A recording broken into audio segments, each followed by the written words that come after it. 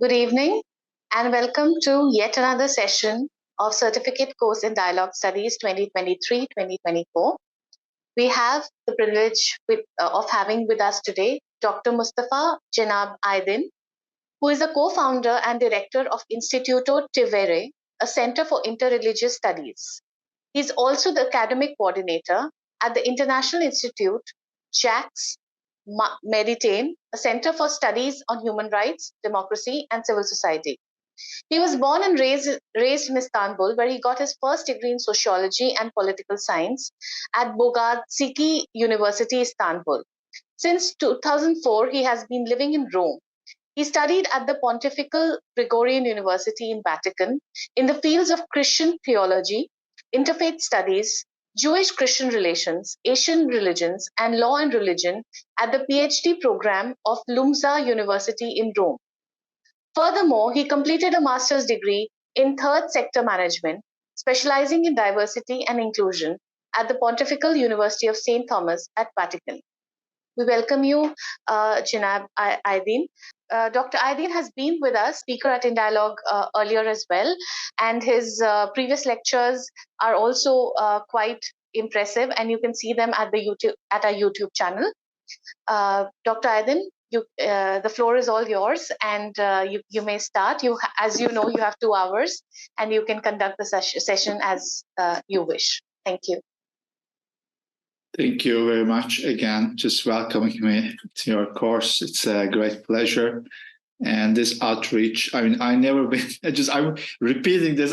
It's a shameful thing that I'm repeating. I've never been to your lovely country, but who lives in Europe is always in contact with lovely people from the whole subcontinent area, especially where I'm living in. I'm surrounded so nice friends from India, Pakistan, and Bangladesh. I have all the privilege to taste the food with spicy food all the time. So I'm far away. I've never been, but just I feel myself close for different reasons. And today I would like to share with you a vision of dialogue. It's related to a project financed and by the European Commission. If you had the chance, unfortunately, I couldn't make it before, but we had a chance to see what I have sent, and you can find it also in the website of the project. And I'm focusing on some parts of the project, but let me tell you, my lecture would not be totally focusing on the project. I will also touch upon some aspects that you cannot really directly find in the paper that I send you with the literature attached in that paper, prepared recently by 2 colleagues who are working at the Leiden University in the Netherlands. But of course, that will be very interesting for you, but because I'm totally just encourage you, to get updates from the project, because project will go, I think, just till the beginning of the 2025, and also the project intends to create board. Bless you. To create a board of religious leaders, and that board would be, something hopefully persistent and sustainable after the project. So that will be interesting for you to be updated, about the upcoming just events of the project, whether it be online or in the presence. Okay, today why we are talking about the place of worship, because when we deal with it, let me explain the reasons beforehand, and then just we move on more specific aspects of that.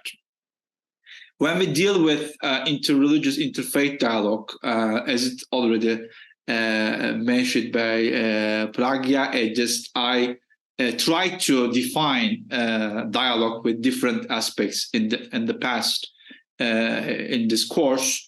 I'm not just going into that, but when we deal with interfaith, interreligious, intercultural dialogue, we don't, of course, the first of all, we are focusing on human persons. We are dealing with human persons who are in relation with other people who do define themselves with a religious or with a cultural tradition, so that they can just interact within a context which is sometimes spontaneous, sometimes already pre-established, or sometimes could be an academic or a theological context in which we can develop more a dialogical aspect. But as you can imagine, dialogue also necessitates spaces. I mean, human persons, time, moments, but also spaces, sometimes the spaces are so-called, I said so-called because I'm critical about this adjective that I will use, neutral spaces. I don't think there's no neutral space in this world. Every space has its own, color and identity. But, we tend to call them neutral spaces. But also sometimes these dialogue interactions happen actually within the places of worship. Okay, this is a term we use to generalize, of course, a topic that we can just, extend to different religions from a different perspective. Because sometimes we use a general term like temple, we can use specific names for the religious characteristics. For instance, in a sense, in the context of Islam, we use the term mosque or masjid, and in Christianity, church. And the church, that's the term which is used for the Germanic languages. But when we use the French and French and Italian version, and the Chiesa and the Eglise, that comes from Greek, and that is ecclesia. Ecclesia means community. I mean, that doesn't just refer to a building, but it refers to people coming together. In the Islamic sense, there's a masjid, people who do, they do their prayers, and that's the function of the place. And they go for sujood, prostrate. And on the other hand, we use the synagogue for the Jewish religion. Judaism, and that is a term which became more relevant after 70 AD, because after Jews became diaspora, they had to leave where they were living. It's a very hot topic these days. Just they had to leave. They were expelled from where they were living around Jerusalem. After the invasion of the Roman Empire of the area, and they just started coming together, and this place is called synagogue. And for Hinduism, Buddhism, usually we use the term temple from a Eurocentric version. Of course, if you go into the details, better than me, these places has their own characteristics and their names, and dedicated to specific functions. So, I mean, on the one hand, we need a general term, places of worship or temple. But on the other hand, we should be very careful, about these differences. As you see, the project that I sent to you is more related to three so-called Abrahamic faiths. I say so-called because I use the term, but sometimes it's, contested in some academic circles. But, usually it's focusing on, for Europe, Judaism, Christianity, and Islam. But, of course, the general topic of place of worship between security and dialogue is a topic which is relevant to all religions, not only, and in this case, I'm just using the term when we deal with the security, with all its aspects, not necessarily just what we understand, the protection by police, etc., but just in a very simple way, when we talk about security and safety, that these places really stay as places in which the faithful could go and pray in a way that they wouldn't be thinking any danger or any risk around them. And this is, of course, very important. As you know, the moments of prayer and meditation are moments, very valuable moments for the people who do visit the places. and they would like to really concentrate only on what they are actually doing, their connection with their metaphysical work and their understanding of transcendental universal being. And that's why they need to be in silence and safety and security. That's a very important part of when we define these places. And that's why this is a general term. But when I really approach the issue, this is my, if you have ever just attended one of my lectures in the past, I'm more focusing on the situation of minorities. So in minority cases, especially in Europe, I'm just talking about, of course, the place of worship have different functions. And the functions are not only, we call them place of worship, but they are usually places of the community gathering. So they do not only host moments of worship and the prayer, but they do also host many social events during the day and during the week. And that's why these places are usually very busy places for minority religions. On the other hand, they are, as minorities, place of worship which do belong to the religious minorities or religious minority groups, communities. They are also very vulnerable places. The vulnerability of the place of worship are important to be underlined, because sometimes due to the lack of maybe communication, in our case, dialogue with the rest of the society, they could be seen risky places. And as you can imagine, after 9/11 and some other terrorist attacks in the Western world, sometimes, unfortunately, mosques, places of worship, which do belong to the Muslim communities, are considered as dangerous places. People do not know what's happening over there. And when they see some people, going there with headscarf and beard, and then just, oh my God, what's going on over there? I mean, they could be, their perception are so much related to the media depiction of this, places. So that could, result be in some conflictual situations in the society. And sometimes, on the other hand, we can just also underline, these places which do belong to minority religions could be, again, vulnerable in the sense that people who do visit these places as faithful, maybe they are not comfortable sometimes to appear with their religious habits. Let me give an example. For instance, I know synagogue here in Rome, which is located in a neighborhood not just necessarily so much populated by Jewish community. There are several other communities around, and these people don't want to go to synagogue with their kippah, because that makes them clearly Jewish. For instance, they put some other hats. Could be a baseball cap, for instance. Something like that. You could not imagine how they invent. And just because important thing is the rabbis tell them just to cover their hat. So they cover their head with something else, okay?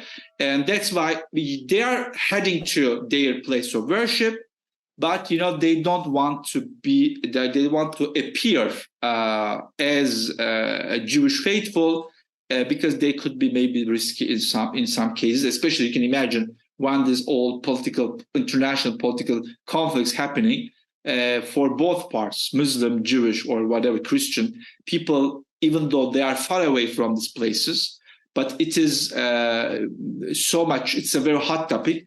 People try to be very prudent, towards each other, not to create further conflicts here or there, where do they normally live in a peaceful condition. And I just call this sometimes, there's a great risk, sometimes it's not just only the Middle Eastern crisis, could be anywhere in the world. There's a huge risk that people around the world, they could be in a hostage situation of a international political crisis related to their peaceful coexistence in their community, in their city, in their country. Of course, we are connected. We are globally connected. We do see everything. We are receiving, news from everywhere. But at the end of the day, these crises are so complicated in the terms of international politics and geopolitics. And it could be, of course, tackled. It should be tackled. It should be discussed in a very civilian way, peaceful way. But if they start actually transforming the peaceful coexistence that we do live in our community, in our city, in our country, that could be, of course, something very complicated. So this is, also happens around the place of worship when people would like to get that. And, for the last Friday, and people were very prudent in several parts of the Europe, if there could be something, risky around the mosques, whether the mosque would be, attacked, or there could be some, misconception again on Saturday around the synagogue. So these are all the time very sensitive issues, especially in those days. Okay, concerning our place of worship, turning back to the place of worship. First of all, I would like to approach place of worship from a different angle, and that is, it's a little bit related to religious minorities, but it's more than that, because usually the topic is considered from, we can just, for most of the time, places of worship also are important places for art history and for architecture of the city, for the urban planning of the city. We can just, approach the topic from different perspectives, or totally security question. There are places people are gathering together. And that's why the public services, of course, are concerned for these places if people just, come together in safety and security. But here we will limit ourselves from a framework in which we should really understand, what we do consider about the place of worship, especially with their function as a place in which the faithful would like to, live what we call at international level their full religious freedom, or better, their right to religious freedom of faith. And the second thing is, how can we relate the security and safety of these places to an interfaith and interreligious perspective that I will do a little bit later. Okay. First of all, as you know, really freedom of faith and religion, the right to freedom of faith and religion, is part of the whole literature of the human rights. When we talk about the history of human rights, as you see, especially in the Western world, when we focus on the UN Charter of 1948 and several other European declarations, we go back to the history and we see this whole clashes between religious communities, especially in Europe, and ended up in a so-called reconciliation. And that reconciliation started a new era in Europe, in which, I can make the reference to 1648, the Treaty of Westphalia, and then just started the idea of human rights and seeing the residents or citizens of a specific territory country as equal human persons and citizens who do enjoy the same rights and freedoms. And on the other hand, of course, this recognition of enjoying of rights and freedoms comes the duties that they should, accept as citizens or residents of that territory. And that started with right to religious freedom, because that was a result of a huge religious conflicts in the past, especially between Protestant and Catholics, but also most of the time Jewish communities were attacked and massacred in this period.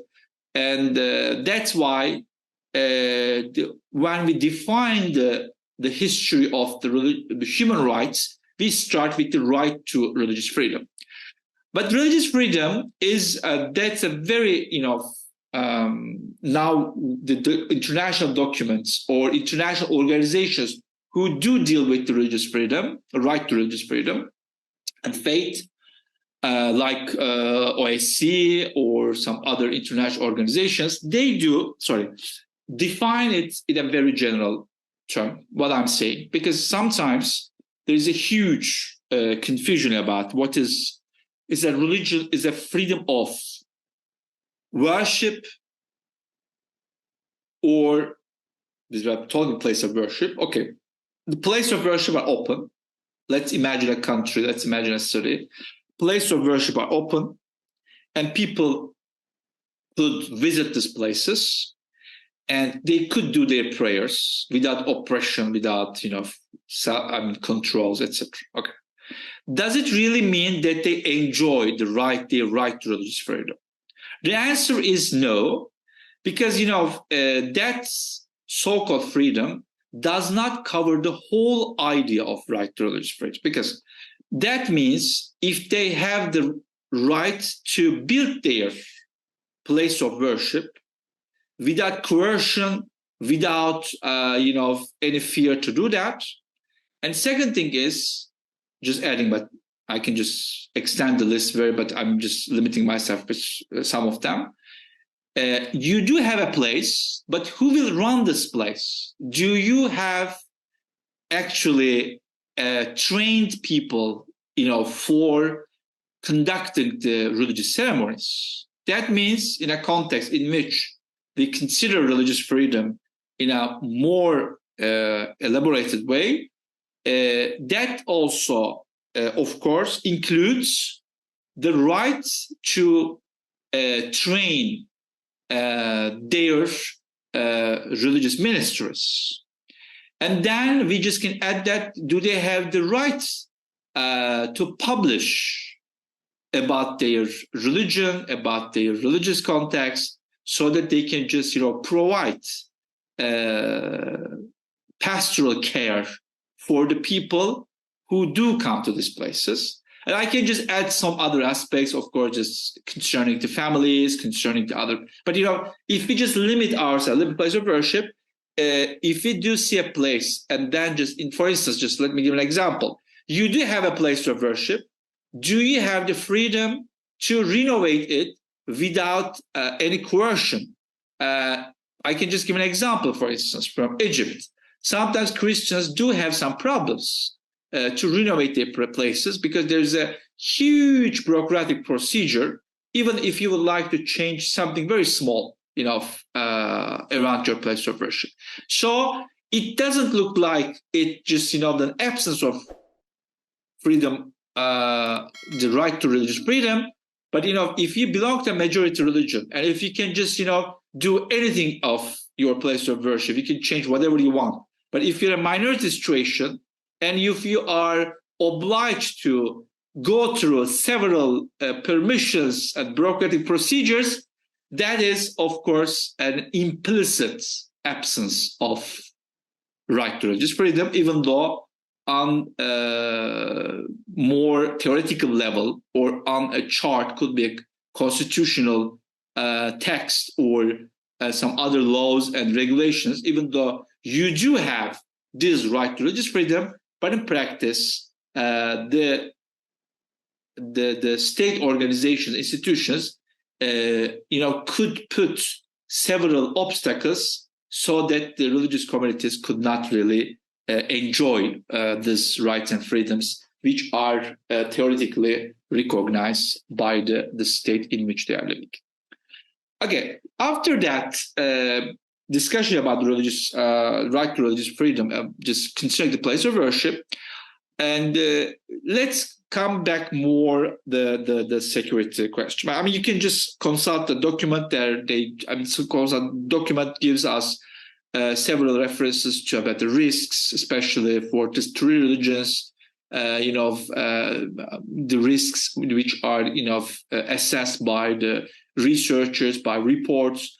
And because if you have a place of worship, usually these places they have some symbols around them. Sometimes yes, sometimes no, but you can just recognize them as distinct places. They are not shopping malls.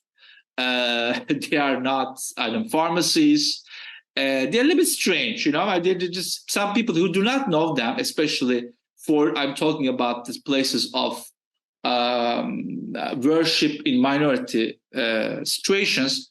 For instance, I've been to in situations where I was walking in my neighborhood with some people who do not know well.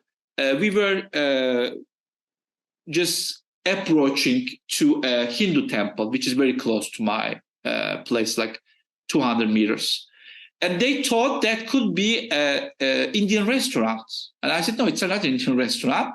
It's a temple. Because when they see these colors, but this is their perception. And then I said, we can go and visit and we can talk to people and we can just, ask them what does it mean, a Hindu temple, and what do they have the symbols around that? And of course, that was just a first experience for these people to reach out a place which is related to Hindu tradition. But, these places look like, difference to the people. But when a crisis, as I mentioned beforehand, happens, could be a political crisis, social crisis, these places become all of a sudden visible. Sometimes they are not very visible, but they become very visible, like in the case of the mosques after the violent attacks, etc.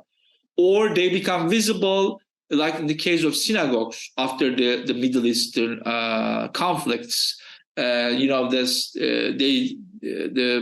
For both cases, for Friday prayer or for Shabbat prayer, for Saturday prayers, and the security forces become more concerned about these places. So, also for people who do live in these neighborhoods, these places become very visible because, you don't see so much police around pharmacies, around shopping malls, etc. But you see so many police and the security forces around these places. That concerning our project, of course, in most of the cases, and these people do their work. I'm talking about the security forces. They just try to protect these places and the faithful from any attacks. But on the other hand, there are several researches and reports on that. They do not all the time, their presence, they do not really help to develop the situation or to empower a peaceful coexistence. The reason is, we tend to see these places, as I mentioned at the beginning, places of peace, serenity, and tranquility. Seeing these places surrounded by people, armed people, even though they protect them, okay? And of course, do not create the best atmosphere for meditation and the worship, and also for pastoral and social reasons. And these places do exist to create more, I will say, socialization with the other communities. And once they are protected, they become protected with, I will say, with the classical instruments, tools. They become kind of detached from the society. And the project, the Proton project, as you can consult maybe also afterwards, is internationally, from the European perspective, it's an international project because it involves different countries, Italy, the Netherlands, France, Spain, and Germany. And this project would like to transform our understanding of security involving the interfaith dimension to that. What I mean with this, because the thing is, these places of worship, especially in the last decades, especially in Europe, where the societies become more and more multicultural, multi-religious, or I will say even with a hope for the future, more interreligious and intercultural, because they are not the same. They could be multi-religious, but not all the time interreligious. And these places, the last decades also, they develop a different function. They also become places of gathering for interfaith communities. Sometimes not for very, I would say, lovely, plausible moments, because some interfaith prayers happening in churches, synagogues, and mosques, sometimes, unfortunately, they do happen. They are organized after a tragic event.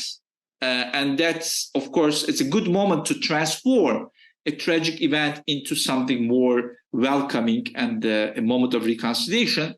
But also, on the other hand, of course, that's related to, again, a violent moment. And that's why I'm just not calling them the perfect moment all the time. But of course, for some time, to celebrate, that happened several times also in my experience, because I did research on them, but I actively also participate in these moments. For example, I've been to several times to churches during Christmas time, and not only me, but people who do belong to different religious communities who are not Christians, they are welcome in this moment of celebration, and they were offered specific places so that they can observe the celebration. That happened with the Jewish community. That happened with also from an intra-religious perspective, because it doesn't mean necessarily that you, create more dialogical moments that you go as a Muslim to a Catholic or Jewish community. But if you do visit a Muslim community or mosque, which is not directly part of your school of thought or, the line of thinking, because, in every religion, there are several different colors. First, it could be once you can just go to for a Christmas mass in a Catholic church, and then some other time in the Orthodox church, you can see the differences. And also Protestant, churches have a different taste of celebration, and that happens for every other religion. And then, of course, that happened to me also with the Hindu community. For this time, I have been invited, to attend a celebration at the river. And then just, that was not only me, but we were just invited like Buddhist Buddhist faithful, Christian, Jewish, Muslims. We come together to understand, really, just together, what does it really mean, a Hindu celebration of the festivities, so that we can be a part of it. And the thing is, these moments, these places become interreligious and interfaith in these moments. But what does this understand interfaith gatherings could help us for the place of worship? Because this place of worship, moments and place of worship, I could do both, do create for us a new space, meaning that these places are places who do welcome people from different religions and cultures, meaning that they are embraced and welcomed by the faithful of this place of worship and of this temple, and so that could further a new discourse in which we can build together a different language, a different grammar, a different understanding to protect together these places from an interfaith understanding. And there are some examples of that. Remember, for instance, when something happened around the world to a Jewish synagogue, an attack, etc., in most of the cities in Europe, for the Saturday prayer, these places are protected by Christian Muslims, not by police, but Christian Muslims would like to, be over there and would like to appear as, their, I will say, guardian angels when they are praying, and they make this walls built by human beings around them. And that happened also sometimes when Muslims places were worship attacked, and some Jews and Christians in some cases, like in the US and some European cases, they would like to be present over there. Why did they go there? It's not just, that happened and next day we go and protect. No, that was a whole history of interfaith relations and gatherings, because these people shared moments, not only shared moments of prayer, but they share moments of eating together, walking together, talking together. And this human dimension of interfaith relations created, I would say, this idea of how can we protect not only our place of worship, or better, the pronoun our is not anymore for a Muslim our, like mosque, for a Christian our, for church, or our for Jews for the synagogue, but how can we transform this our for the whole network of interfaith relations? I mean, the church also part of a place of worship to be protected by Muslim and Jewish community. The same for Jews, mosque and church, and for Christians, mosque and synagogue. And that's what I'm just limiting myself, a little bit more, because also, as you know, maybe you have heard of that, in Berlin, for instance, now the construction already started. That project idea started 10 years ago, but that eventually now they really started to build up this House of One project, in which the synagogue, mosque, and church will be built together around a courtyard, and they will have also library. They will have a place in which they can just come together and organize meetings and conferences, etc. And also a room which will be dedicated to everyone else. I mean, people who do not belong to religions, but also people who do not belong to any religion, but they would like to come and share this moment. And that's just constructed now in Berlin. That's a model.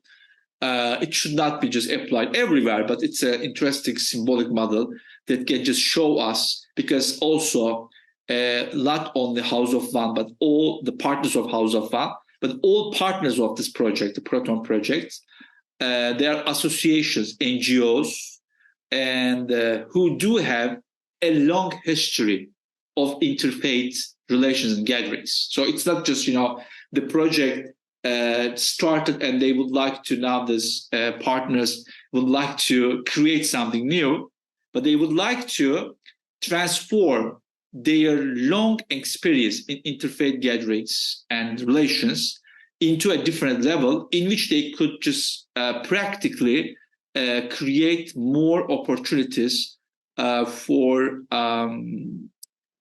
the security of these places. And I will say a more sustainable understanding of security, because the thing is here, the idea, the goal of the project is not only just to focus on this moments of protection, or just recognition of the importance of security of these places through interfaith dialogue, but the project would like to transform it into something more permanent and sustainable, and whatever happens around this place of worship could be responded immediately by some boards made up by ministers, in this case imams and priests and rabbis, but could be extended to other religious communities too. so that they can just,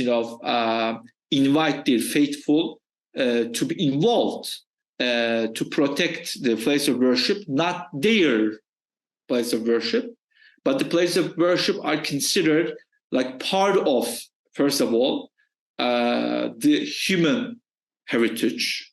This is part of the community of the city in which they live in. And then on the other hand, of course, they create this mutual interfaith understanding in which they pay the equal attention to the place of worship of their dialogue partners. Because, people, when they come together for just to share a food, to share a meal, or just, to pray, maybe in a joyful moment, things are more smoothly prepared and organized. But of course, the most challenging part is when people do not feel themselves safe and secure in these places. And of course, if the support comes from their dialogue partners, which they already proved to be, I will say, their interlocutor in which they can just build up something together. Sometimes they could be, a project to help out the poor, or sometimes it could be another project to clean the neighborhood, and just starting with also very practical level, they could say, we could really count on them because we are not alone here. Our place of worship are safe and secure, not only with our concern or with the attention of the security forces, but we are more safe and secure if our dialogue partners in the interfaith relations are involved, because they have,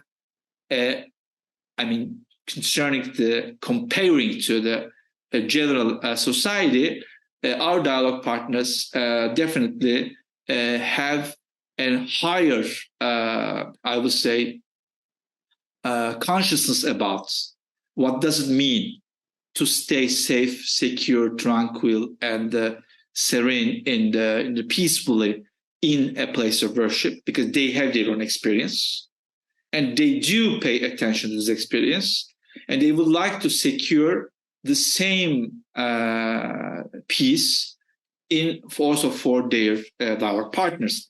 Of course, theoretically, it sounds very good and very promising, but it takes a long time, and it puts a huge responsibility on especially religious leaders, because religious leaders in this case, they are called to use and construct a language in which the faithful of their community could find the space in which they can just, be available to other religions. Because, of course, in the project, we do see also in the fieldwork, we do see some examples of some religious leaders. Maybe they are not that much available to encourage their faithful to be in such a dialogue with other religious communities. And I was mentioning beforehand the religious minorities, and there is also risk sometimes. The risk is this: some religious minorities tend to close their doors to the majority religions or the majority society because they would like to live in their so-called self-established ghettos for several reasons. First, they would like to protect their religious and cultural identity. They don't want to mix up with other people. They would like to have their own space so that they could just, I'm using a term now, it just belongs to me, to stay more pure and not contaminated, okay? But in other cases, there are communities who would like to at least assure that they have open days for the whole community. And they would like to see people of different communities and religions with them to promote more peaceful coexistence, to promote more mutual understanding, because they invest in interfaith relations, not only, to establish more communication with the rest of the society so that they can be known as, I will say, part of the community, not something strange and distant from the whole community. But on the other hand, they also help out to their people using their own religious resources to be open up other communities. Because, here, of course, there are several theological and religious choices, different theological and religious choices by the religious leaders. Sometimes they tend to encourage their people to refrain relations with other communities so they stay more pure and non-contaminated.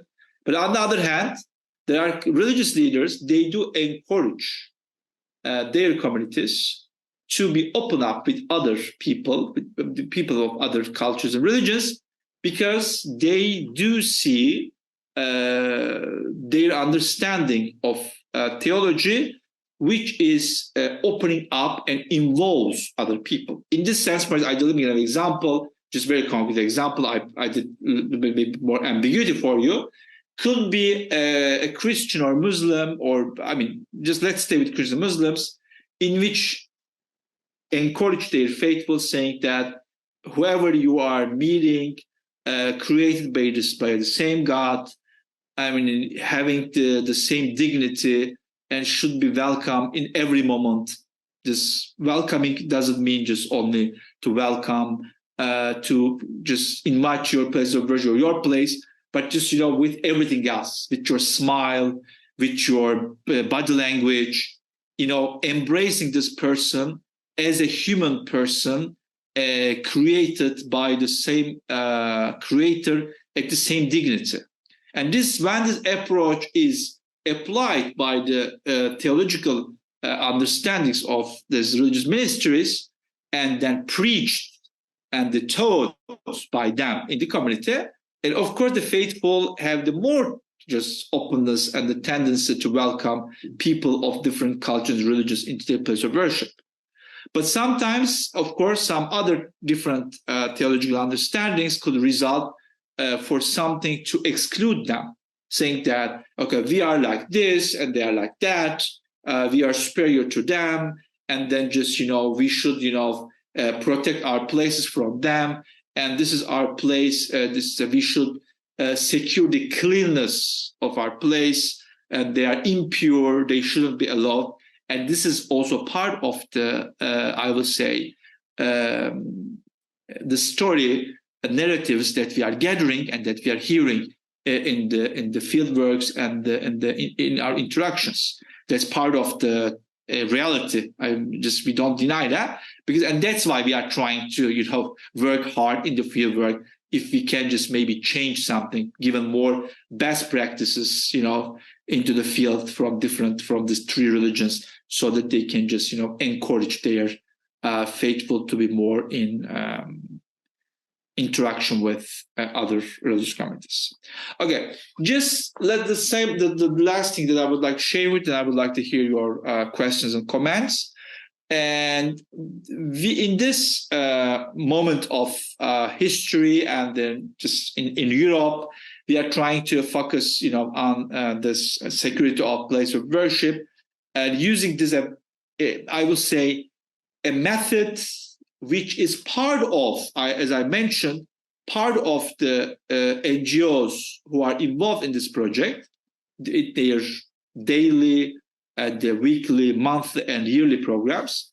But what we are expecting actually from this perspective, this project, and I would say like a vision, and the vision and mission of this project, we expect that our proposals are not only embraced by the religious communities so that they can just, be open up to protect each other's place of worship. But we also hope that also institutions and the security forces could be involved in this perspective so that they can just transform their understanding. Because most of the time, we mentioned maybe in different occasions, even in this course, even though security forces, state institutions could approach the issue, as I mentioned, for just whenever people come together, of course, the institutions and the security forces have an understanding how to they just regulate this gatherings. There are some rules about that. And for health concerns, if you have a place in which people come together, could be worship or not, is it just really organized well exits if the people, feel themselves in a health condition or air conditions and they are clean. There's very important concerns for which these institutions of the state should be always consulted and work with. That's important. But what we observe is there is a huge gap between these places of worship and the institutions, state institutions, that is much more related to religious illiteracy. Because they do see these places as any place, like commercial centers or shopping malls, etc. They don't have, unfortunately, the necessary tools to approach these places. Not only in general, what does it mean? Okay, we have two levels. One is the place of worship is a general term. People, for whatever reason, they come together to worship together, to pray together, to get consulted for religious issues. But then the second level is to overcome the religious. That's why it's very important to overcome the religious illiteracy. That this security institutional forces, they are informed about the specificity of these places. I mean, what does it really mean? And the characteristics of a Hindu temple, of a Baha'i temple, or a mosque and church and synagogue. Because we can have a general approach to protect them or to help them out, which is different from a shopping mall, whatever. But then, if you would like to really, build a healthy relation between two parts, then we need to also offer more training for these people who are not really informed about the religious and spiritual aspect of these places. Because that's why, for instance, if they are not informed, people could say, okay, why do they put the symbol over there?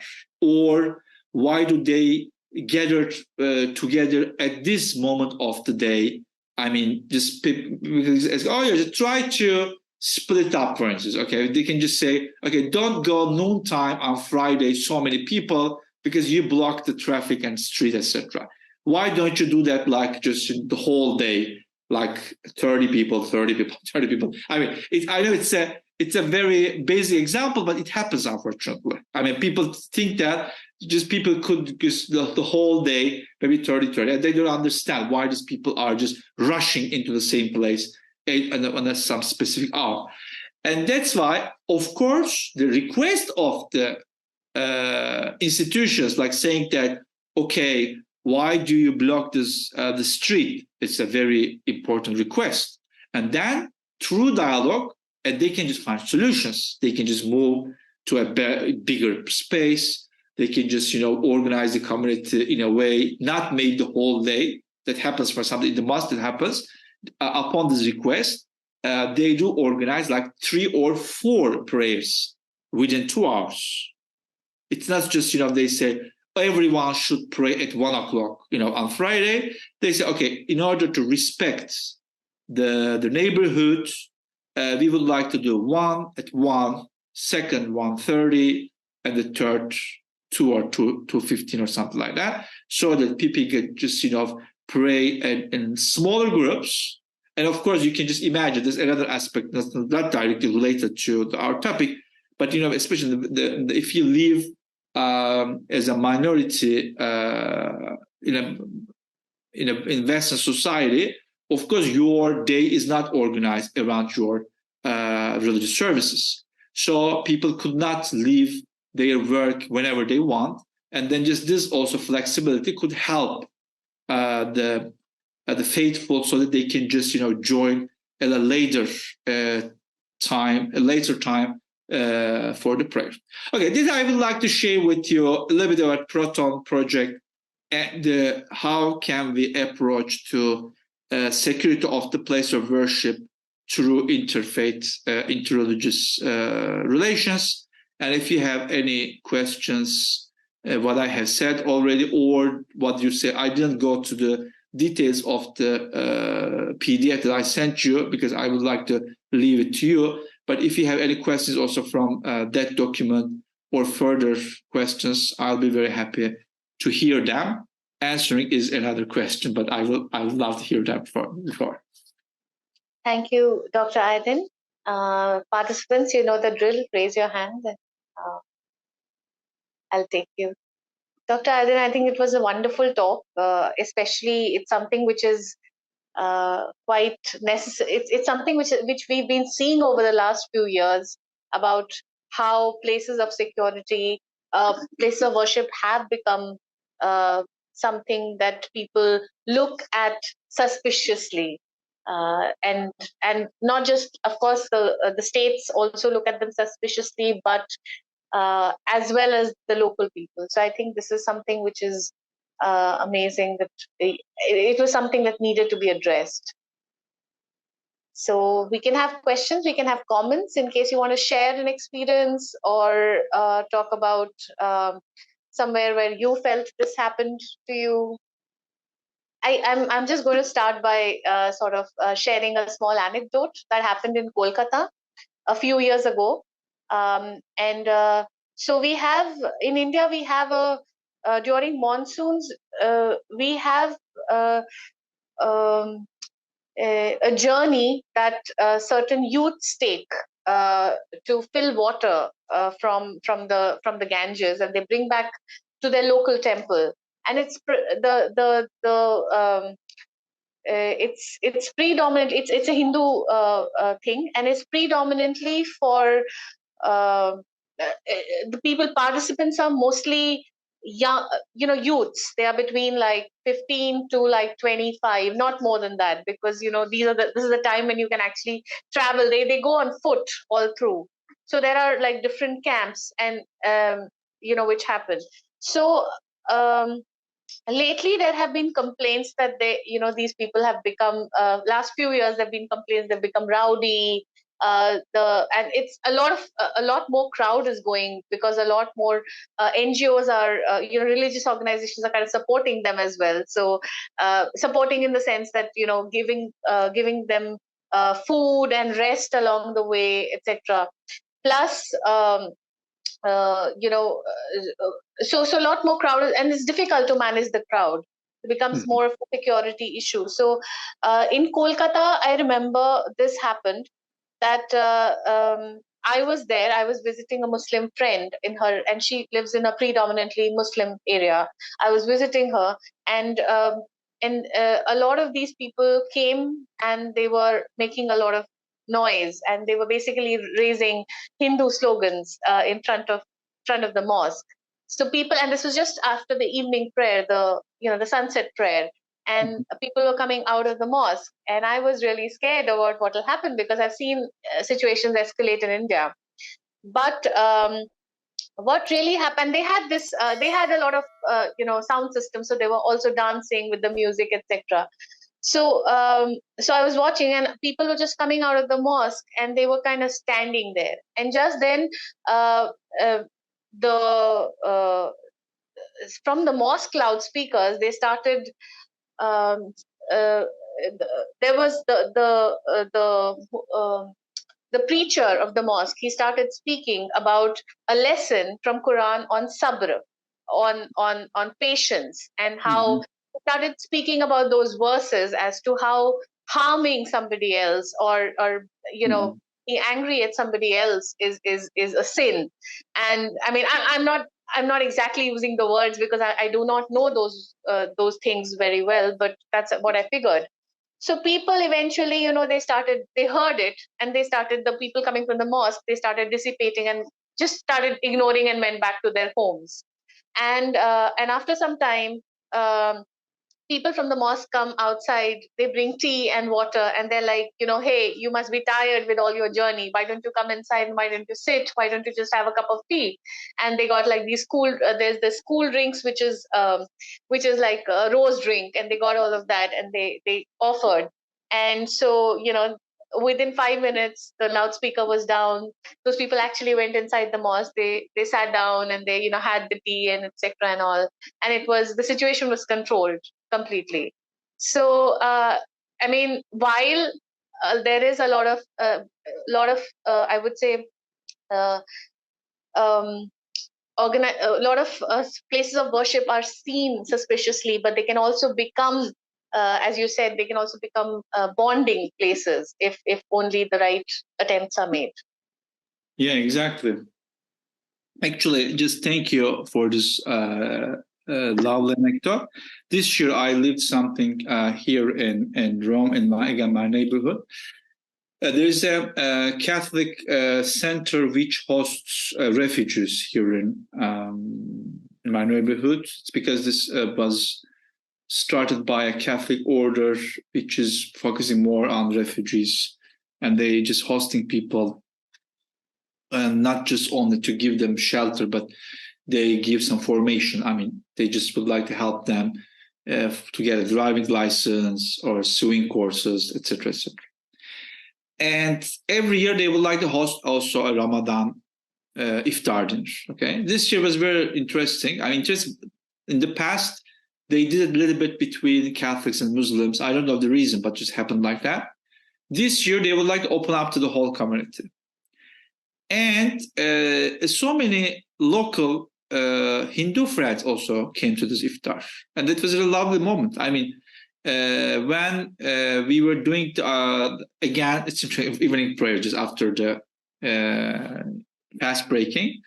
And they were all sitting around, in silence. And then when they just finished, they hugged each other. And for me, it's a very touching moment, because this is, you do pay attention as someone who actually live your spirituality, because you see the importance of spirituality in other religions. And because here I would like the religious, I mean, of course, I just here because I see also when they just make this procession of Durga on the streets of this the neighborhood, I do see everyone else, Christians, Muslims, they did like this. I mean, colors, they will like the part of it.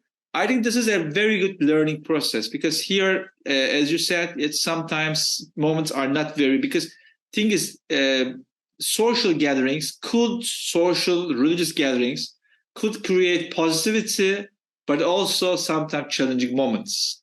But especially religious leaders are quite important for that, but also to enjoy the moments, enjoy these moments in which we can just maybe, because for me, Ramadan, of course, is a spiritual month. Everything is around prayer and fasting, but also it's a moment of joy. You invite people, you eat with them. And this iftar organized in this community, and when I was just eating with Hindus, Buddhists, and the Baha'i friends, the Jewish friends, and I will say, I will be very honest about that, and with Muslims who do not meet during the day every time,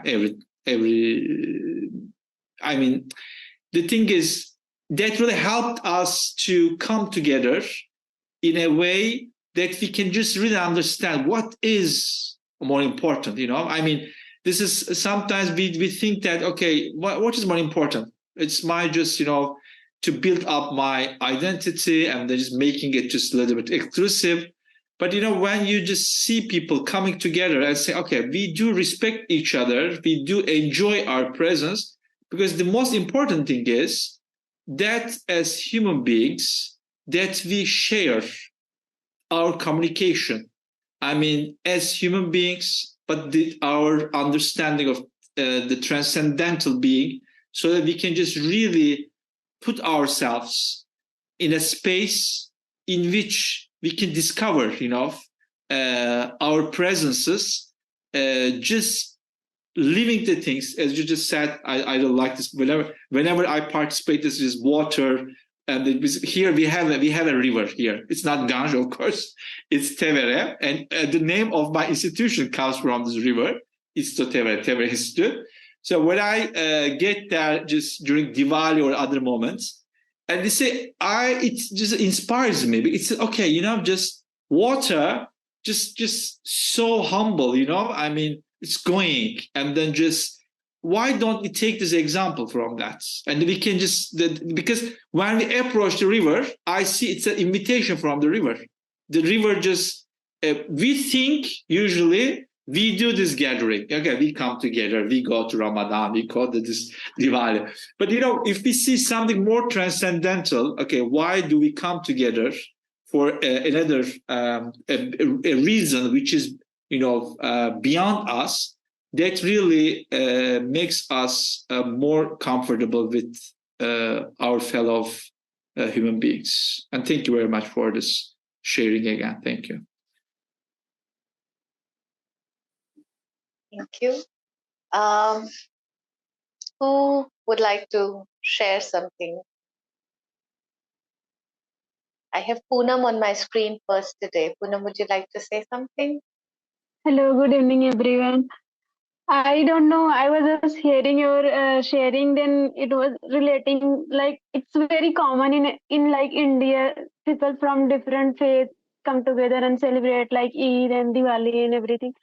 So I read in the newspaper one article which says about that the statue of Durga was made by the people from different community, like Muslim community, and also in Chandni Chowk in Delhi there are always Ram Leela play, like, yeah. So there was character who was also the person who was playing that character of God was from Muslim community. So it, like, when we go inside that nuances and find that it's very interesting, and people actually, like, at deeper level people are connected and people like to be connected and close to each other. It's something else which like disturb that originally we are connected, like, yeah.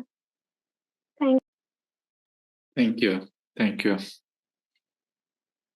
That's such a wonderful thing to say, Poonam. And that, I mean, it just reminds us of all the syncretic cultures that we have, and how rich we are. I mean, not just we are, like all over the world we have so many different cultures. And yeah. Sonal, you're nodding. Would you like to say something or ask a question? Share anything? Well, it was one of the one wonderful session we had today. Thank you. And yes, well, I am, as I told, that I am working along with an interfaith organization, and here I'm experiencing on a very, very closely how well we all are connected. We have people from different faiths and religions, and how well we are connected. And it doesn't take any extra effort for anything to, like, understand the concepts. They are even the concepts are common. The understanding, the practices, they are common. Yet we have our different angles to see. So if we can understand this on a human level, that we all are exactly the same, made up of the same 5 elements. Our bodies are made up of same 5 elements. So no, I mean, of course, we must respect the others' relations as well. But at the same time, we all are one. And yes, we do organize some programs, which includes from the different faiths. And I'm very proud to say again on that because, yes, thank you so much. Not much from my side because this is a very wonderful topic to talk on. But thank you. Thank you. Just this is something in work in progress, but I would like to share with you. I'm also part of another organization in Florence. It's a city not very far from Rome, in which we are working together as a Muslim, Catholic, and Hindu friend. And our idea now, one of the projects we would like to propose. I mean, it's not Proton, but something different. There's a lovely retreat center of the Hindu community next to the Florence. And when we are discussing about our common aspects, especially the mystical experience in Hinduism and Islam, and all this, and the Sufism and the mystic understanding of the Hindu tradition, and we come to the conclusion to organize a retreat together, and in which we would like to stay together like a weekend or 3 days, and we would like to share not only just talking and then the eating, but also we would like to observe our moments of silence, our moments of prayer, and maybe walk together. And just we talk about beforehand, like just mantra and zikr. I mean, just repeating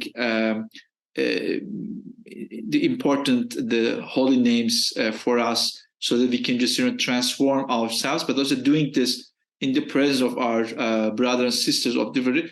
And that's just for the Hindu community. They just become very happy about the proposal, and now we are working on a possible date and the participants, so that we can just really, I would say, make another step further. Just seeing that what we know, what we talk about theoretically, is something even now we can just observe that we can live together, and just to share our spirituality. Yeah. Thank you. We can go to Tulika. Tulika, is there something you'd like to say? Good evening, ma'am. Ma'am, I don't really have anything to say or ask. Okay, no worries. Pizada, is there something you'd like to share? Yeah, there are a couple of things I would like to mention and ask. First of all, thank you, sir, for this quite a novel thing that we got to know today. There are a couple of statements and some questions maybe.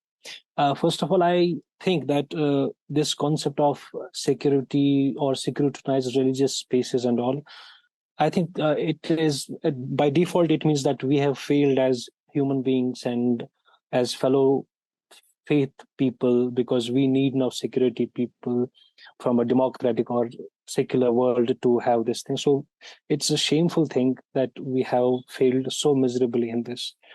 Second thing is that when it comes to security and all, even if we have to make sure that prayers are held in peace, it's kind of an enforced peace where you have to set barriers and security people, and also not at all a real peace. We can say it's called, they make a desolation and call it peace. So it's like that, announce a curfew and you are at peace. So when it comes to security people, suppose take example of South Asian countries or India or other countries, we have people who are in security and security forces, and they belong to a particular religious group. There is a certain kind of bias or prejudice if two communities are in conflict. Suppose Muslims and Hindus are in conflict, and Hindu is asked to protect Muslims when he is not willing to do so. There can be chances of mismanagement at that point of time. Suppose if we see Israel-Palestine conflict, how many of Muslims are going against Palestinians from Israeli army, or how many Palestinians, Christians or others are Muslims are just battling the Hamas. In Kashmir, we saw exodus of Pandits in 90s, and the security people who were there, they were predominantly Muslims. I mean, they were supposed to protect, but they did not. And now you see a shift in Indian government where they are bringing up non-Muslim officers, police officers, military officers to Kashmir, and it happens at other places too. So do we need to, first of all, educate our security people? Do we have to have a course separate for them to make sure that they don't do certain thing that is not expected of them at a later time when certain thing happens there? So that's the first thing I would want to ask. And second is that Sir also talked about welcoming the other as human persons with smile and hospitality, what we call religious hospitality, which is a very predominant theme in almost all religions. You have Abrahamic hospitality, you have the hospitality which is the Thiruvalluvar hospitality from Tamil literature, and you have guest as God in mysticism and all. But the thing is that when we do that and consider other people humans, then we are not actually or considering them as the fellows created by the same creator. Then it becomes more of an exclusion by assimilation or exclusion by inclusion. We're including in one God, one creation of God, one God particular, and that creates a problem. And in one thing, how do we in fact take out the predominant religious notions of chosenness, of segula, of Abzal Qawm having a predominance over others, which is mentioned in scriptures, from a person and saying that, no, this is not what you are supposed to do. So if you are coming to interfaith dialogue, we see people who are in interfaith organizations, they are either very religiously ignorant or they are religiously highly educated and aware. There is no middle class to it. If there is a middle class to it, that person is very confused and can create certain problems. And when we say, like Sonal mentioned, she was talking about common practices and customs. Well, at a rudimentary level, it seems that there are common practices and customs. There is this different interpretations of the same thing. But at the root level, when we go at academic journeys or when we study these religions from both emic and etic views, they are poles apart. Polytheism is never accepted by monotheistic people. Monotheism is not accepted by polytheists. So how do we deal that? Is mysticism and perennialism the only answer to it? I mean, do we have the same thread with some different color of beads in it? The thread is same. Do we have to go to this level of upper reasoning or upper ratiocination to a level of transcendentalism and believe that humans are not just what they think of themselves and that they are ignorant always? They can never be fully educated. Thank you so much, sir. Thank you, Pirzada, for this two very encouraging, I would say, inspiring, question and comment together. I mean, the thing is, it's a huge debate. I can just tell you this. It's like also from the European experience too. Not only for place of worship, but in general, the attitude of public servants, towards the minorities, whatever minority. I mean, could be religious minority, could be ethnic minority, whatever minority. And recently, for instance, I met a professor from Netherlands. She did a huge research on some how do they call them? Royal security forces on the Dutch trains who do treat really very bad foreign people, especially if they suspect they are, clandestine refugees or something like that. And, just the thing is very, because it's a very tricky thing. On the one hand, every public servant in a certain context is considered to be neutral, toward all the citizens. I mean, this is that they are paid by the taxes of everyone, so they should serve everyone at the same level. But on the other hand, this idea of belongingness, an idea of, representing, in a way, a state, makes us people sometimes more nationalists and others, I mean, to the average people. And that could just sometimes create this incredible, I would say, conflict also for them. But about the formation, yes, I think that's necessary for all levels, not only religious literacy, but I think for all levels, especially, for instance, just that happens. For instance, I can just give an example, a little bit, I mean, quite recent example from Turkey, for instance. The historical Christian communities in Turkey, they do have a understanding of religion and politics which respects the whole legal framework of Turkey, meaning that they do host people in their churches and the places if they would like to talk to them. And they know that even though legally you can, talk about your religion everywhere according to the Constitution, but it's really, when I was talking about the discrepancies between legal terms and practical terms, it is quite difficult to talk about other religious traditions, I mean, non-Muslim traditions in Turkey. And they said that they know how to so-called behave in them. But what happens is sometimes some Pentecostal missionaries come to Turkey and they distribute some religious material on the street. And then they go back to their hotel rooms. And then what happened is my Catholic friends reported me.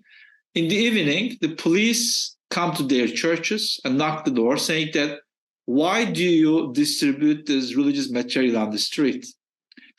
Because they have the church, they have the, and they are transparent. They say we are a Christian community and we exist here. But since the police is not trained at all, who is Catholic, who is Pentecostal, what do they people do? They didn't have a dialogue. They have an idea of the visible one. Okay, they are over there. And if someone distributed some religious material on the street, the source should be this church over there. And that's unfortunately happens. We can just apply it for different cases, changing the names of the religions. This is what I heard recently from a report, and they just talked to me about that. And yeah, that is, of course, as a part of the, I would say, a formation. In Italy, I have seen some very good trainings for that, for instance. Recently, they started a good training, especially for police and for people who deal with security questions around the minorities. They did a whole formation in which they got to know better, even very simple terms, I mean, about different religions, especially in this case for Islam, for instance. I mean, how do they call their services, how do they call their leaders, and what they really mean by the terms, like jihad, etc., etc. Because if you look at the news and the media, you could have the idea that the whole Muslim community start the day to pronounce this word, but it's not true. I mean, just, and to understand this, the differences, it's fundamentally important. And I think it should be much more promoted, especially just really just it's not more inspiring for me for further European projects, because I think that should be transferred not only, for instance, maybe for the European context, but it could be more internationally recognized, because they have a vital importance to, I would say, for the inclusion. I will just move down the second question with this keyword, because, in most of the cases, people who do belong to minorities, they have an understanding of the state, not through the abstract concepts, but through these people, I call them incarnation of state. I mean, if they are treated well by public servants, their understanding of connection and belongingness could be empowered. But on the contrary, if they are not treated well, and they could be more marginalized because they could be more challenged, by the presence of public servants around them, which could, be, something challenging for their presence. And that's, I think, also it would not help only to further the idea of place of worship as secure and safe places. But I think, and I totally agree what you have said at the beginning, it's a shame. I totally agree with that we should really focus on our resources, to ensure that. But also, I think from a state perspective, concerning how to include everyone else from a constitutional inclusive perspective, and I think they are very important because they, the people who do belong to the minorities, they have the real human connection with these people. They talk to them. It's not, they don't have the chance to talk, the president of the country, or, maybe just to hear some statements, but, and they could not really have, oh, where is the state? Is it like the flag or what is that? But when they talk to these people and how they're treated, I think it changes the things in a positive or negative way. Concerning your observation about, the base of the exclusion framework, I have heard this observation several. I find it very interesting also because the thing is, sometimes I say when we say Eurocentric or whatever centric, sometimes there is this, I will say, not intended for negative reasons, but sometimes how to approach the whole humanity from an Abrahamic centric perspective could be challenging. For that, I was actually, my eyes a little bit, not totally, a little bit opened many years ago when I met an interesting Buddhist thinker here in Rome. He was not only Buddhist thinker, but he was the Japanese ambassador to the Vatican, to the Holy See. And he was a very enthusiastic person, just attending all these events, mass, religious services, Muslim gatherings. Whenever I organized something with my interfaith network, he was present and he was writing very interesting comments after each meeting. But one day he did something very interesting for all, especially Abrahamic religious members. He said, I find it very interesting what you're saying, but he said, I have some difficulties. Please, could you help me? He said, you are always talking about this one God who created all of us, and we come from him, and we go back to him. He said, I don't have this idea, and that's why I have such a difficulty when you are talking about that. That was his first.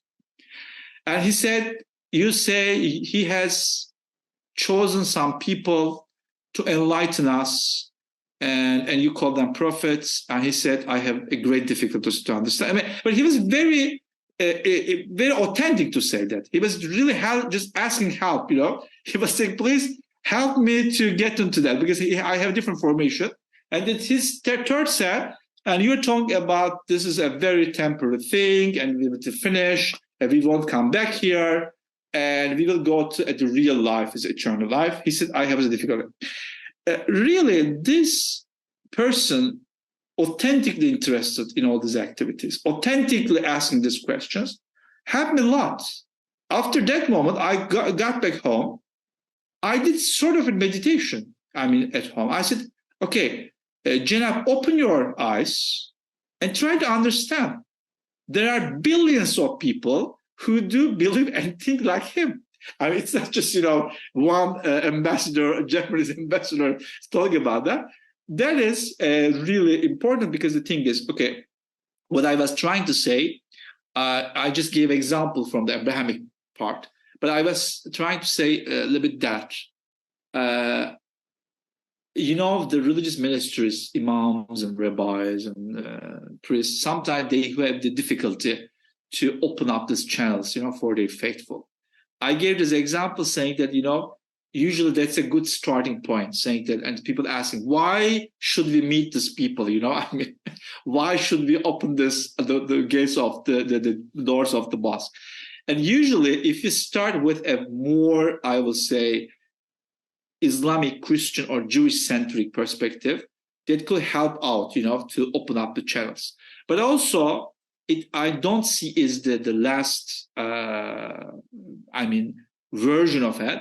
And mysticism, we can just call it mysticism, we call it mystical experience, because in every religion now, sometimes it remains in the minority, sometimes it becomes a much more mainstream thing, not every time. But the thing is, if you just go back to the traditions, they have this potential actually, because if we see how do they relate themselves for a transcendental idea of another being, or in which a transcendency which actually embraces the whole reality, the whole existence, that actually make people think of something which is not limited to actual contexts and institutions or theological frameworks that we are thinking that are the ultimate so-called truth in which we are supposed to live, but to reach out to this level. But I don't want to say like level going up, just it's a more I will say reflective level. It's not just hierarchical. You do some steps and arrive there. It takes a little time. It takes time, and it requires a desire, actually, that you would like to, because, you know, I call this mystical experience part for every religious experience, a desire to know yourself.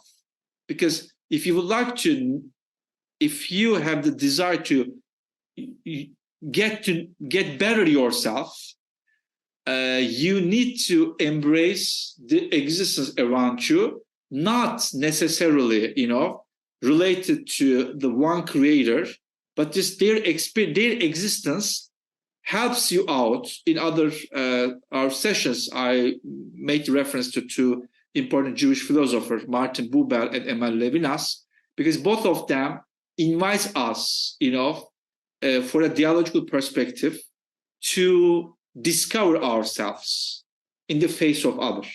So over there, we don't actually leave our understanding of creation or divine intervention, but at that very moment, if I put it a very dialogical encounter, the first thing that I'm supposed to do, or that I'm invited to do, is just to recognize another human person in their existence. That existence actually is the source which helps me out to understand my very own existence. And over there, I don't really need the whole theological genesis narrative, and they are coming from the same. I don't leave it. It's my part of my faith, but you know, it's not the sine qua non at this dialogical moment to discover my existence of being part of this big human family. That's what I would like to. But you know, thank you again for this. Perspective, because you know, if I would not have heard that many years ago from Japanese ambassador, that was this moment for me. But you know, he really helped me a lot. And from that moment, I always started, you know, just I have started not only listening to my non-Abrahamic, I don't like it, but you know, people who do not in the so-called Abrahamic family, but I just try all the time look beyond, you know, what they actually say, because here also when I talk to my Hindu Buddhist friends, when we are trying to understand what does it really mean prayer, okay, when I really hear their understanding and they observe their prayer time and the meditation time, and I say, okay, really, what is the the big difference when I do namaz and salah and meditation, because that transformative power that they just, occurs at this moment, occurs in the same universe. I mean, I can just call with my theological terms, and they call with their theological terms, but as human beings, we actually use the same body and same organs and more or less similar gestures, because hands are hands. I mean, the Hindus, Muslims, Christians, they have the same thing, same nose and same breath, etc. And that actually takes you to another level. For record, I haven't really started, but in a period of my life, I've never done that. But I'm just now going to just trial course, trial lectures. They're not lectures, trial moments for yoga experience. I already tried 3 of them. If I find the most correct one for me, I will start something regular to practice yoga. And then next year, maybe I'll be a different person for my lecture.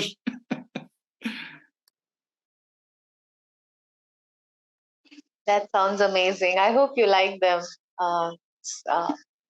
Yeah.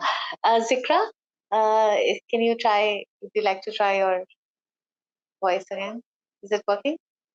You're muted right now. Good evening. Am I audible? Can you hear me?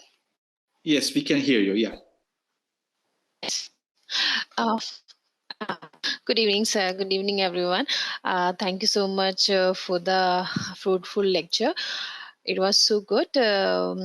Actually, your lecture reminds me my earlier days when I was in United States, and over there we are celebrating Eid, Diwali, Christmas together. But I feel in India we are not celebrating these things together.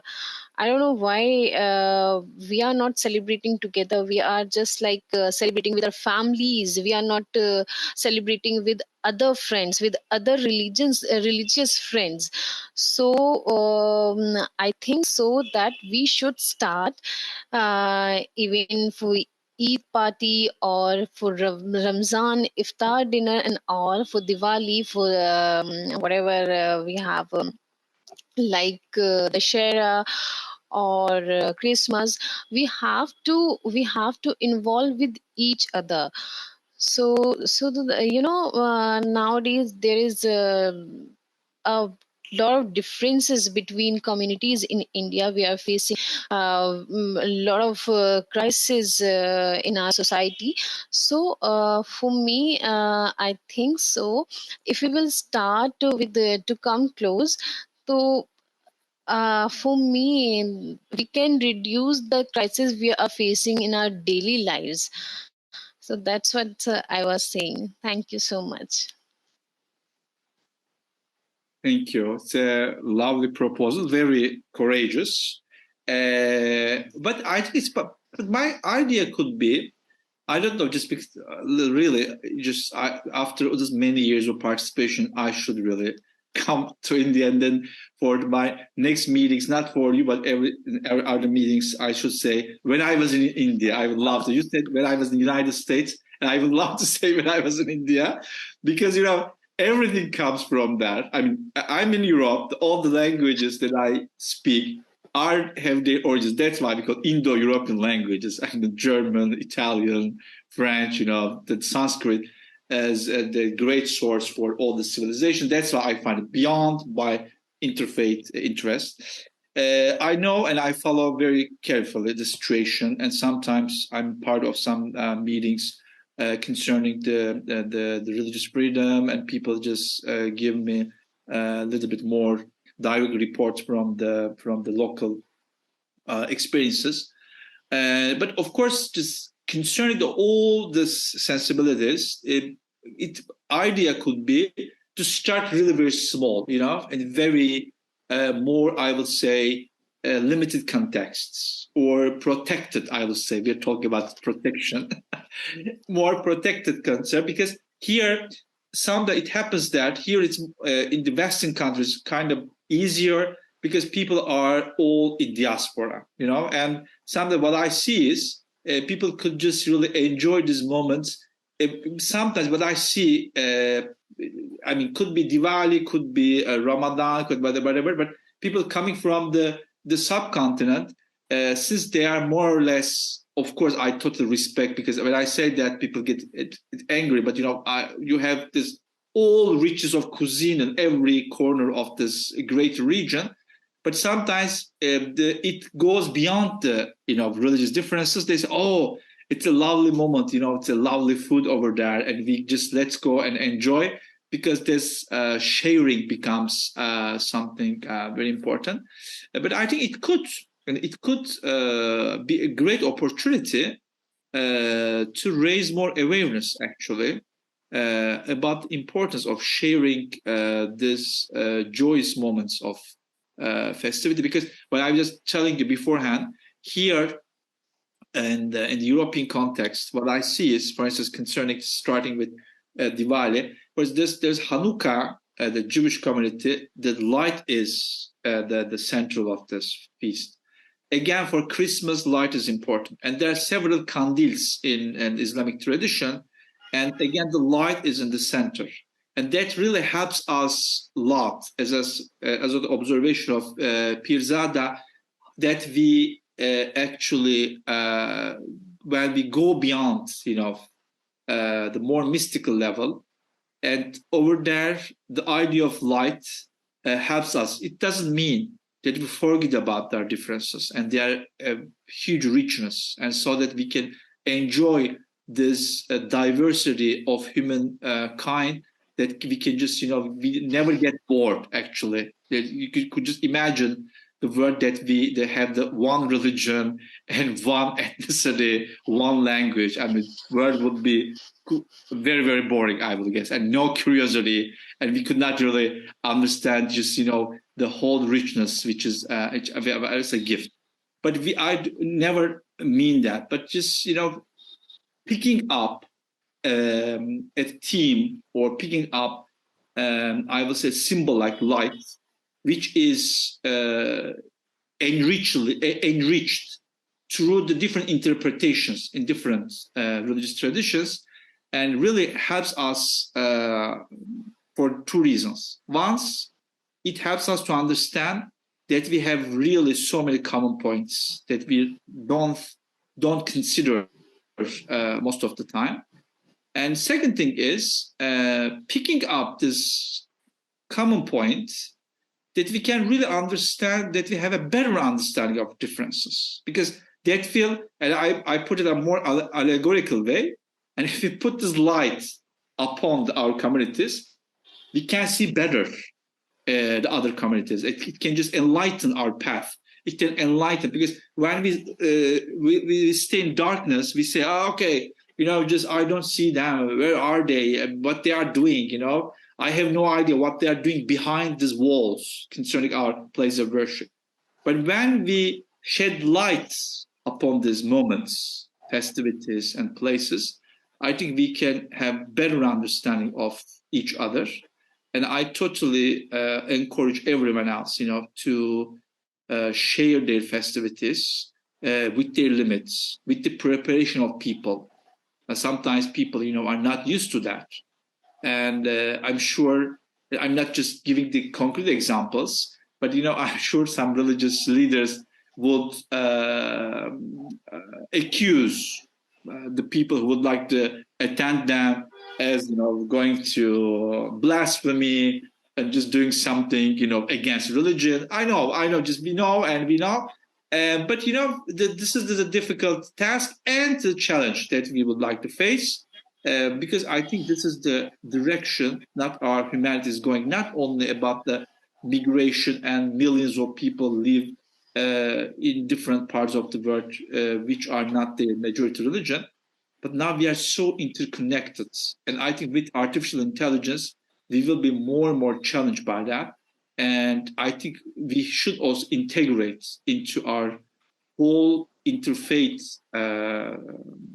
relations and interfaith talk, this aspect, how do we actually deal with our interfaith relations using the advantages of artificial intelligence. If we just produce more and more positive language and positive understanding, positive events and positive discourses, narratives, and artificial intelligence will, get from them.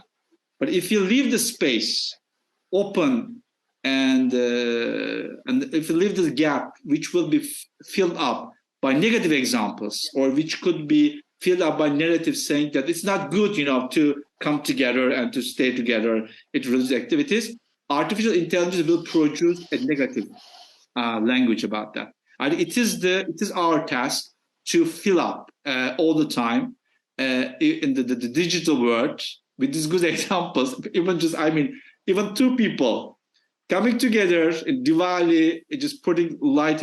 I remember, I told you many years ago, there was a guru here from India. It was 2015 or 16. And when he invited me, it's a big crowd here. He invited to, light something, just a candle with him. And I remember, and there was a huge, emotional moment because he said, oh my God, I don't want to force you, but you accepted that. But I said, this is the light which enlightens all of us. It's not just, it's light belongs to you because you're Hindu, and I cannot just be a part of it. I would like to be enlightened, by the same light. And the light is, first of all, our knowledge, the knowledge of being part of this big family, the knowledge that actually takes us to a different level so that we don't stay in the darkness of ignorance, but it's a whole way. But I think just wonderful thing, wonderful proposal, we should fill up digital, non-digital world with this best practices. Thank you. Zikra, right? Your name, okay. Thank you, Zikra. Yeah. Yes. Go ahead. You were saying something? Okay. So, yes, Zikra, actually, there are still a lot of spaces where people do come together in India. Of course, they're shrinking, but they still are. I know that In Dialogue does have interfaith, iftar. Sometimes we also had a talk, which is that we got religious leaders together talking about some issue. The talk is still there in the YouTube. In our YouTube channel. So I have attended some of these interfaith events. I last year I attended, not last year, I think the first year of COVID, which was I think 2020. I attended an interfaith Navratri where people came together, and so we there are spaces, and in fact in some I remember there was a news during COVID times that some people in some place in UP, the iftar came from a Hanuman temple. Like there's a Hanuman temple which makes these big laddus, and that specially came during iftar. And there were people in Banaras, there were pandits in Banaras stopping, calling at the ghats of Ganges. They were calling, Muslims that don't go. I mean, you don't need to go home. You break your fast here, and then you can pray, and then kind of go home or whatever. So and they were feeding them in that Indian style of sitting on the floor and eating it on a leaf, a plate leaf, a leaf which is a plate which is made of leaf. So there's still spaces like that, except yes, they're shrinking, and the social and political conditions, of course, contribute. And of course, like you said, Dr. Aydin, that even AI tends to polarize. So what we see on social media is exactly what we click. There was also news of recently that I think 2 years ago that a temple in a mosque in Kerala. There was a poor woman who approached the mosque, preacher, and said that, would you? I'm poor and I don't have. I'm not able to marry off my daughter. So can you help me with money? So he not just So he basically made the trozu of the girl, and also gave the mosque as a venue for the Hindu wedding. So these things do happen in terms of, but yes, we need to look out for them, and we need to ensure that we amplify them in our circles and in general, so that people can normalize these interfaith gatherings. Maybe next time we'll organize one at the next festival. All of us get together. So, okay, so I think only Swati is left, but her camera is on. I'm not sure if she's still there. Swati, are you there? Okay. So I think we don't have much time left. We are at the end of the session, but it was such an intriguing, such a lovely session, Dr. Aydin. It's always a pleasure to hear you. And I still remember when I was a student here, you had talked about how there are different ways of looking at the Muslim sacrifice. So they're not just one way of looking things. And I was so impressed by that. That talk is still there in the YouTube channel. That's why I keep saying this, because that was one of the sessions which was really, really left a mark on me. So thank you. So thank you again, Dr. Aydin, for being with us. And thank you for sharing your knowledge and your projects and all your experiences with our participants. Thank you. Thank you, Pragya ma'am, can I share something? Absolutely. Go ahead, Poonam. When Zikra was asking, like she was talking about how religion people don't come together, it reminds me something. In my village, there was a spiritual teacher who was meditating in a forest for years, like 10-20 years. Then he, by his willingness, he left his body, and then people from that local area build that temple, and people from all religion go to worship there with their own way of worshipping. So there are also new places where people are coming together and finding the space where there is place for every faith people, for every religion. So there are positive side also. Yeah. Which place is this, Poonam? This is called Sant Paramhans Baba Kuti in my district. Yeah. Okay. Which district? I just want to know this. Is it? It is Jaunpur, near to Varanasi in Uttar Pradesh. Yeah. I've heard of Jaunpur. We had a student once from Jaunpur as well. Wow. Here also in Italy, just one sentence. In Italy, the Sikh centers are organizing different iftar dinners, and I really appreciated several times. I attended them, and I also.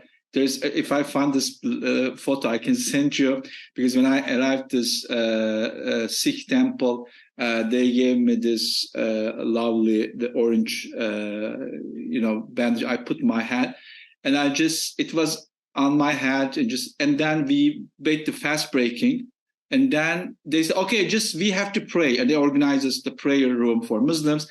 And I rushed to that and then to pray. And I prayed with the orange band, which is, I have pictures. I'm praying at the Muslim prayer. And, it was not intentional. I don't know whether it's okay or not. I'm just discussing that. But for me, it's a very interesting moment of the Ramadan, because, I had this iftar dinner at the Sikh temple. And I did the prayer over there. And I don't. It became like an interesting souvenir in the memory for me, because it put together these two aspects in that moment. Thank you again for this example that you gave us. Thank you. Thank you very much for welcoming me.